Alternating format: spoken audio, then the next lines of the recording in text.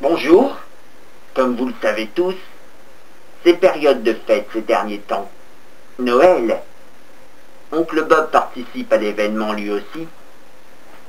Je vais vous lire un poème, un conte de Noël. D'après mes prévisions, l'humanité ne devrait pas subsister encore longtemps. Dans 10 ou 15 ans, le monde ressemblera à ce récit.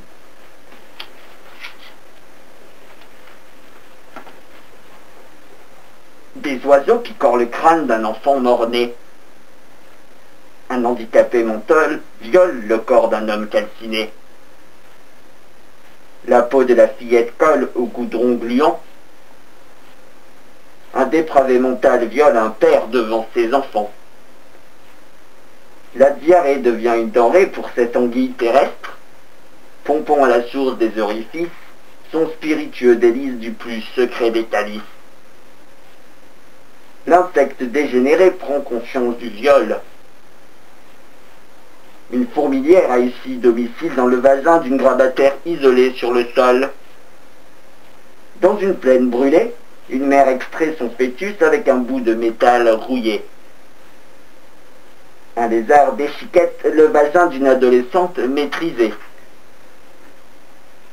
Du goudron souille les bronchies d'un poisson. Une enfant brûlée vive chante une chanson. De l'acide dans le cerveau de cet homme l'empêche de se développer émotionnellement. Un dépressif vient de s'ouvrir le ventre et attend. Un homme regarde les larves se reproduire. Le soleil brûlant fait bouillir le crâne d'un cadavre de porc. Un os fond dans une mare d'acide gluante et verte. Un enfant se vide de son son et rit. Un crâne fendu se vide au bord de la route. Un cerveau coule le long d'une rivière debout. Un fœtus avorté cuit lentement sur l'asphalte brûlante. La peau d'un enfant se déchire dans les bras de sa mère.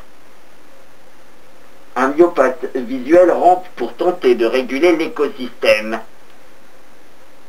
Une blatte esclavagiste nourrit des enfants pour les exploiter. Un poulpe digère le cœur d'un petit garçon.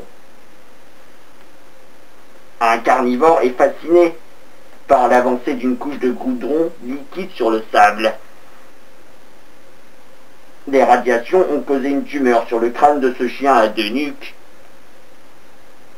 Les mythes vivent dans le ventre de cette mère enceinte, en se nourrissant de son enfant. Cet herbivore ne peut plus déféquer sans l'autorisation mentale de la lune.